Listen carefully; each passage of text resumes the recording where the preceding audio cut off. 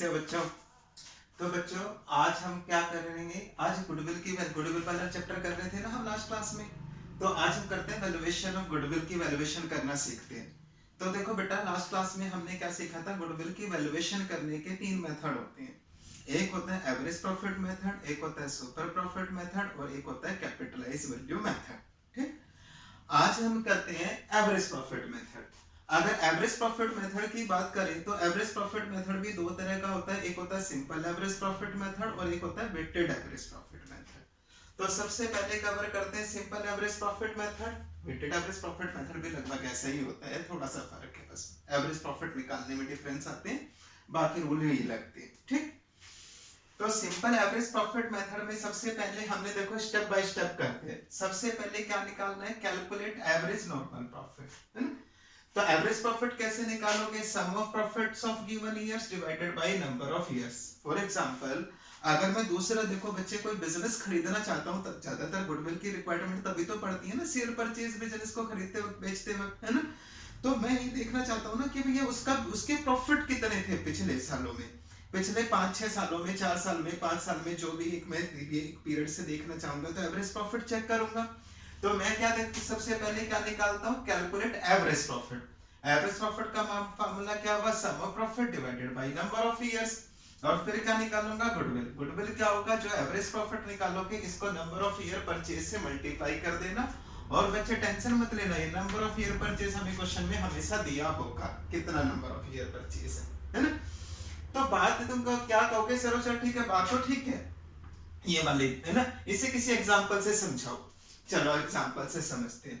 Goodwill is to be valued, हमने एक example लिया, goodwill is to be valued at 3 year purchase of 4 year average profit. Question दिया होगा कि goodwill जो है वो कितनी है?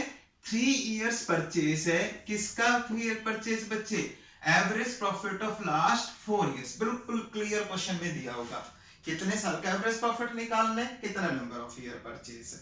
ठीक, और हमें प्रॉफिट या लॉस जो लास्ट ईयर्स के कुछ साल के दिए हुए वो ये दिए हुए 31 मार्च 2016, 17, 18, 19, 20 के प्रॉफिट और लॉस दिए हुए। ठीक है बच्चे, फर्स्ट ईयर का प्रॉफिट है, फिर ये 20,000 का लॉस है, फिर प्रॉफिट 80,000 का, 1,40,000 का हमें प्रॉफिट दिया हुआ है। ठीक, इसके बाद देखो बेटा क्या निकालेंगे? सॉल्यूशन करोगे तो सबसे पहले यू फाइंड एवरेज प्रॉफिट। अब देखो बच्चों, एवरेज प्रॉफिट देखूं तो मुझे तो प्रॉफिट 1, 2, 3, 4, 5 इयर्स के दिए हुए, और इधर ही क्या कहते हैं? एवरेज प्रॉफिट कितने साल के लेने हैं? 4 इयर्स के लेने हैं। तो 4 इयर्स के लोगे तो ध्यान रखना हमेशा फ्रेश प्रॉफिट लेने हैं, यानी न्यू प्रॉफिट लेने हैं। तो 4 साल देखोगे तो 16-17 नहीं गिनेंगे। देखो अगर मैं ये मानूंगा ना कि 31 मार्च 2020 तक जा चुका, तो उसके बाद ही बिजनेस परचेज कर रहा हूँ, उसके बाद ही गुडविल की वैल्यूएशन करनी है, तो 31 मार्च 2020 सबसे फ्रेश प्रॉफिट होगा।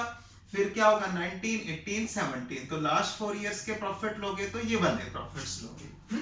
तो सबसे पहले क्या निकालोगे? एवरेज प्रॉफिट 1 लाख, लॉस है तो माइनस कर दोगे, वो तो सबको पता है, -20,000 प्लस 80,000 प्लस 1,40,000, और नंबर ऑफ ईयर कितने बच्चे? 4 है, तो 4 से डिवाइड किया। अब इसकी कैलकुलेशन करने पर ये आंसर कितना है? 75,000। तो एवरेज प्रॉफिट कितना है बच्चे? 75,000। अब 75,000 नंबर ऑफ ईयर परचेज क्या है? 3 ईयर परचेज। क्वेश्चन में क्लियर दिया होगा ये सब। तो गुडविल कैसे निकालनी है? 3 ईयर परचेज ऑफ, देखो बच्चे, एवरेज प्रॉफिट, तो 75,000 into 3 कितना हुआ? 2,25,000। समझ गए सब अच्छे से? ठीक है। दूसरे नंबर पर देखो बच्चे, जब इस फार्मूले को अगर ध्यान से देखें तो मैंने क्या लिखा है? सम ऑफ नॉर्मल प्रॉफिट। अब ये नॉर्मल प्रॉफिट क्या होता है? तो क्या कहोगे? सर आपने तो प्रॉफिट लिख दिए। देखो बेटा एक बात समझो, क्या होता है कि मैं ये जो बिजनेस खरीद रहा हूं, तो इसका मैं क्या दूंगा? अगर कोई भी बंदा बिजनेस खरीदेगा, कोई भी एक्स लिमिटेड, वाई लिमिटेड को कभी भी खरीदेगी, और उसको गुडविल का अमाउंट कैलकुलेट करना है, तो वो ये देखेगी ना कि ये कितना एक्स्ट्रा प्रॉफिट कमा रही है ना, कितना एवरेज प्रॉफिट कमा रही है। तो एवरेज प्रॉफिट क्या है, सुपर प्रॉफिट क्या है, नॉर्मल प्रॉफिट क्या है, सब चीजों को ध्यान में रख के देंगे। सही हो सकता है कि ये जो प्रॉफिट गिवन हो, इसमें कोई एबनॉर्मल रीजन हो जो हमें फ्यूचर में ना हो। समझ रहे हो ना बात बच्चे? तो ध्यान रखना बच्चे, ये जो प्रॉफिट्स होते हैं हम आंख मीच के नहीं ले लेते हैं। कभी भी एक बिजनेस दूसरे बिजनेस को खरीदेगा तो अगर वो पिछले लास्ट ईयर के प्रॉफिट से फ्यूचर का एस्टीमेट लगाएगा तो देखेगा ना कि भाई इस लास्ट ईयर के जो प्रॉफिट्स है इसमें कोई अबनॉर्मल एडजस्टमेंट तो नहीं है। अबनॉर्मल एडजस्टमेंट फॉर एग्जांपल खुद बताओ बच्चे, अगर मैं कहता हूँ किसी साल अबनॉर्मल लॉस हुआ था, मैं कहता हूँ कि इस साल देखो बच्चे 31 मार्च 2018 का जो लॉस है मे भी हो सकता है इस समय कोई अबनॉर्मल लॉस इंक्लूड हो, आग लग गई हो लॉस सामान में। अब हर साल थोड़ी ना आग लगेगी भैया। तो गुडविल की कैलकुलेशन करते वक्त क्या करते हैं बच्चे, अगर क्वेश्चन में कोई अबनॉर्मल एडजस्टमेंट है ना, तो उसको हटा देते हैं।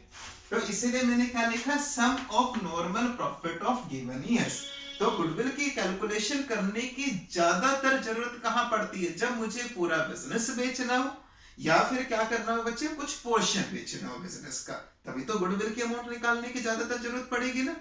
तो गुडविल की कैलकुलेशन कभी भी की जाएगी तो उस केस में क्या करोगे, जो भी एबनॉर्मल एडजस्टमेंट है वो सब हटा दोगे, एडजस्ट कर दोगे।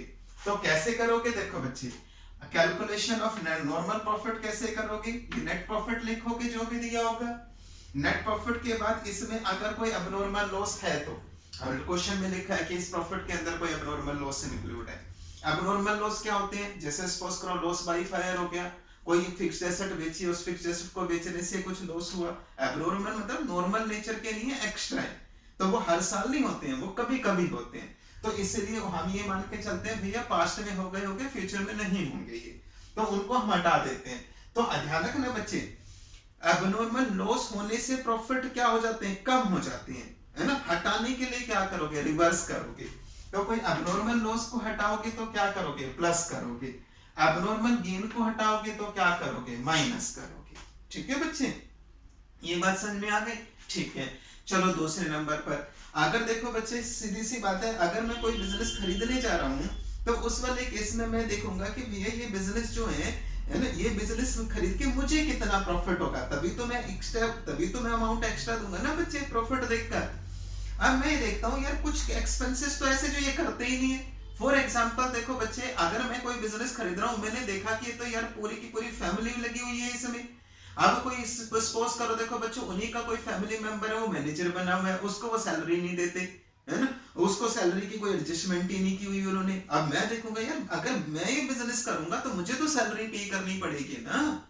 तो इसीलिए लेस रिकरिंग एक्सपेंसेस, कोई भी एक्सपेंसेस देखो बच्चे, not incurred during the year, कोई एक्सपेंसेस ऐसा है जो नॉर्मल नेचर का और मैंने पे नहीं किया था बिजनेस ने, पर अगर मैं फ्यूचर में बिजनेस खरीदूंगा मुझे तो करना पड़ेगा, तो मैं वो एक्सपेंसेस लेस कर दूंगा। ठीक, तो क्या करूंगा बच्चे, इसको क्या कर दूंगा, नॉर्मल प्रॉफिट कैलकुलेट कर लेंगे, फिर हम क्वेश्चन करेंगे। तो देखो बच्चे, ये वाला एग्जांपल तो बिल्कुल सिंपल था, इसमें तो कोई एबनॉर्मल प्रॉफिट लॉस था ही नहीं, ये तो सिंपल क्वेश्चन था। एक एग्जांपल हम इसी में ले लेते हैं कि अगर इस क्वेश्चन में कोई एबनॉर्मल प्रॉफिट लॉस भी इंक्लूड हो तो क्वेश्चन कैसे करते। ठीक है, समझ गए बात। चलो ठीक है, देखो इसी में मैं थोड़ा सा चेंज कर देता हूं, एग्जांपल नंबर सेकंड करके, है ना। मैं कहता हूं 1 लाख, ये 1 लाख का प्रॉफिट है ना, ये 20,000 का लॉस है। मैं ऐसे बोलता हूं ये भैया इसमें including loss by fire rupees 1,50,000। भैया 20,000 रुपए का लॉस तो हुआ है, पर उसमें किसी वजह से हुआ है कि इसमें इंक्लूडिंग लॉस बाय फायर, भाई सामान में आग लग गई थी जिससे 1.5 लाख रुपए का लॉस हो गया, तो वो वाला इंक्लूड है। ठीक है बच्चे, इसके बाद देखो 80,000 का प्रॉफिट है, including insurance claim received rupees 30,000, पर उसमें से इस साल में मुझे 30,000 का इंश्योरेंस क्लेम मिल गया था। ठीक है बच्चे, अच्छा ये प्रॉफिट है including gain on sale of machinery rupees 20,000। ठीक है बेटा, तो बताओ, खुद बताओ, ऐसे क्वेश्चन में क्या एवरेज प्रॉफिट सिंपल निकालोगे? तुम कहोगे नहीं सर, पहले इस प्रॉफिट को क्या करना पड़ेगा, हमें इन प्रॉफिट को एडजस्ट करना पड़ेगा, इससे नॉर्मल प्रॉफिट कैलकुलेट करनी पड़ेगी। तो क्या करोगे, देखो बच्चे, गुडविल निकालने के लिए सबसे पहले क्या करना है, सबसे पहले नॉर्मल प्रॉफिट निकाल लेना। कैसे निकालोगे, देखो ईयर्स 31 मार्च 17, 18, 19, 20। प्रॉफिट या लॉस जो भी है बेटा, अब बोलो 1 लाख का प्रॉफिट और 20,000 के लॉस, 80,000 का प्रॉफिट, 1,40,000 के प्रॉफिट। ठीक है, अब देखो ये प्रॉफिट हुआ, प्रॉफिट या लॉस हुआ। अब नॉर्मल एडजस्टमेंट, कोई भी एडजस्टमेंट जो एक्स्ट्रा है जो करनी है। अब देखो बेटा 17 में ये प्रॉफिट में तो कोई एडजस्टमेंट है नहीं। ये कहता है जो 20,000 का लॉस हुआ क्यों हुआ कि भैया आग लग गई थी हमारी एसेट में, जिससे 1,50,000 का लॉस हुआ। तो खुद बताओ ना बच्चे, जब पिछले साल आग लगी थी क्या हर साल लगेगी? नहीं लगेगी ना। तो उस हम लॉस को हटा देते हैं। हटाने के लिए क्या करेंगे, यदि ये लॉस ना होता तो प्रॉफिट कितना होता? तो 150 ज्यादा होता। ऐसे देखो इंक्लूडिंग इंश्योरेंस क्लेम रिसीव्ड, भैया इंश्योरेंस ना हमने एबनॉर्मल लॉस लेना ना एबनॉर्मल इनकम लेनी, ये भी हमारा नोट देखो बच्चे abnormal gain, non operating income है, एबनॉर्मल गेन है। अब 1,40,000 का प्रॉफिट है including sale gain on sale of machinery. खुद बताओ ना बच्चे, मैं अगर देखो कोई भी बिजनेस से रिलेटेड लॉस तो नहीं है, ये तो एक्स्ट्रा है। हमारा काम कपड़े बेचना खरीदना है, जैसे कपड़े बेचना खरीदना, कपड़े बनाना बेचना खरीदना, तो अब उसकी मशीनरी को बेच के जो प्रॉफिट और लॉस हुआ वो तो हमारे बिजनेस से रिलेटेड नहीं है, वो एक्स्ट्रा लॉस है, तो उसको अबनॉर्मल लॉस या अबनॉर्मल गेन बोला जाता है। तो क्योंकि अबनॉर्मल गेन है, तो यदि वो मशीनरी का गेन ना होता तो प्रॉफिट कितना होता? 20,000 कम होता। ठीक है बच्चे, तो इधर से क्या निकलोगे, ये एडजस्टमेंट करने के बाद नॉर्मल प्रॉफिट कैलकुलेट करोगे। ठीक, अब बोलो इसका प्रॉफिट कितना है? 1 लाख। इसका प्रॉफिट आया बच्चे -20 और 150 तो 1,30,000। क्योंकि 20,000 का लॉस 150 की प्लस करोगे तो 130 आया ना, ये आया 50,000 और ये आया बच्चे 1,20,000 से। तो अगर इसका सम करोगे, इधर ही कर लेते हैं, तो कितना हुआ बच्चे? ये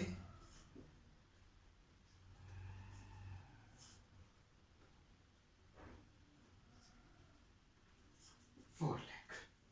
ठीक है, अब देखो बच्चे गुडविल कैसे निकालोगे। सबसे पहले तो एवरेज प्रॉफिट निकालोगे, नहीं एवरेज नॉर्मल प्रॉफिट, तो 4 लाख डिवाइडेड बाई 4। ठीक, 4 लाख डिवाइडेड बाई 4 करें तो कितना हुआ? 1 लाख। आप देखो बच्चे गुडविल की बात करते हैं, है ना, तो गुडविल की अगर बात करें तो गुडविल कितना होगा? 1 lakh into number of year purchase, क्या 3 ईयर परचेज है, इंटू 3 तो रुपीज 3 लाख।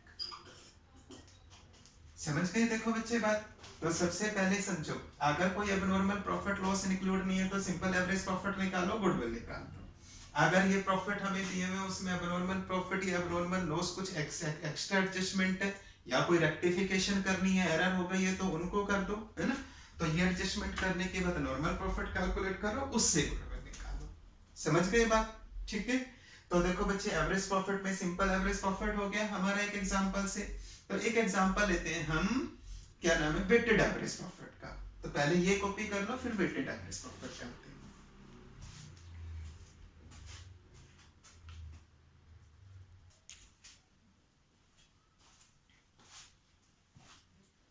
तो बच्चों चलो देखो, अब हम करते हैं वेटेड एवरेज प्रॉफिट मेथड, है ना। क्योंकि एवरेज प्रॉफिट मेथड में सिंपल 2 मेथड होते हैं, एक होते हैं सिंपल एवरेज प्रॉफिट मेथड और एक होता है वेटेड एवरेज प्रॉफिट मेथड। तो सबसे पहले तो वेटेड एवरेज प्रॉफिट मेथड में ना स्टेप देख लो कैसे कैलकुलेट करेंगे। सबसे पहले देखो बच्चे कैलकुलेशन करोगे वेटेड एवरेज प्रॉफिट की। वेटेड एवरेज प्रॉफिट देखो बच्चे स्टेट्स में हमने पढ़ा था ना, 2 तरह के मीन होते हैं, एक होता है सिंपल मीन, एक होता है वेटेड मीन। सिंपल मीन का फार्मूला होता है sigma x divided by N, और वेटेड मीन का फार्मूला होता है क्या होता है? Sigma W x divided by sigma W. ध्यान है ना? कोई नहीं, सिग्मा डब्ल्यू एक्स मतलब क्या होता है कि एक्स की वैल्यू को डब्ल्यू से भी, वेट से भी मल्टीप्लाई कर देते हैं। हमें क्वेश्चन में क्या दिया होगा, ईयर्स दिए होंगे, नंबर ये जैसे year first year second year, net profit दिया होगा। और देखो बच्चों नेट प्रॉफिट में वही एडजस्टमेंट, अगर कोई अबनॉर्मल एडजस्टमेंट है, अबनॉर्मल प्रॉफिट है, लॉस है, उसके एडजस्टमेंट करने के बाद क्या कैलकुलेट करोगे, नॉर्मल प्रॉफिट कैलकुलेट करोगे। अब नॉर्मल प्रॉफिट के बाद क्या दिए होंगे बच्चे, वेट्स दिए होंगे, वेट्स 1 2 3 4 4 इस तरह से, तो वेट दिए होंगे। अब प्रॉफिट को क्या करना, नॉर्मल प्रॉफिट को वेट से मल्टीप्लाई करोगे तो क्या करोगे बच्चे, प्रोडक्ट कर लेना, नॉर्मल प्रॉफिट इनटू वेट, तो क्या हो जाएगा, product of normal profit and weight आ गया। अब वेटेड एवरेज प्रॉफिट का फार्मूला क्या होगा, sum of product of weight and, देखो प्रोडक्ट एंड वेट है ना, प्रोडक्ट सॉरी देखो वेट एंड नॉर्मल प्रॉफिट इसका ना, और डिवाइडेड क्या होगा, सम ऑफ वेट, तो क्या हो गया, sigma W x divided by sigma W हो गया ना एक तरीके से देखा जाए तो फार्मूला। फिर क्या करोगे, गुडविल निकालोगे, तो गुडविल क्या होगा, weighted average profit into number of year purchase. और ये देखो बच्चे ये हमें क्वेश्चन में दिया होगा, ये फॉर्मेट उतार लो, फिर मैं तुम्हें इससे रिलेटेड क्या कराता हूँ, इससे रिलेटेड कोई एग्जांपल बताता हूँ, ठीक है, ये उतारो पहले।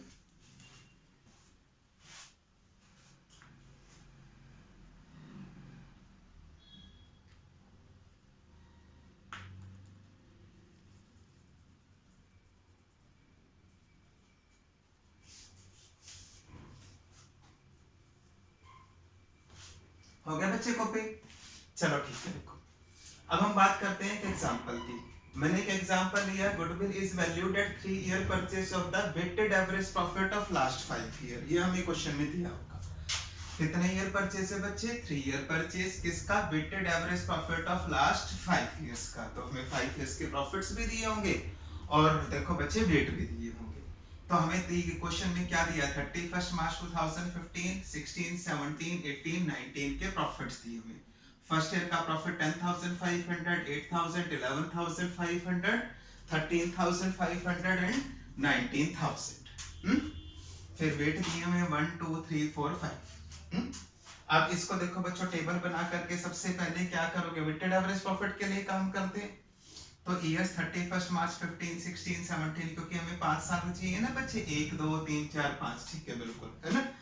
तो 31 मार्च 2015 का प्रॉफिट 10,500, 16 का कितना है बच्चे 8,000, 17 का है 11,500 और उसका 13,500 और लास्ट वाले का 19,000, है ना।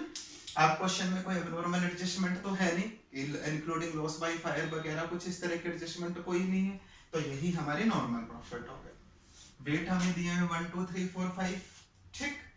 आप देखो बच्चे प्रोडक्ट करो किसका, प्रॉफिट एंड वेट का, 10,500 into 1 10,500, 8,000 to 2 16,000, 11,500 into 3 34,500 और ऐसे ऐसे उन सबको प्रोडक्ट कर लोगे।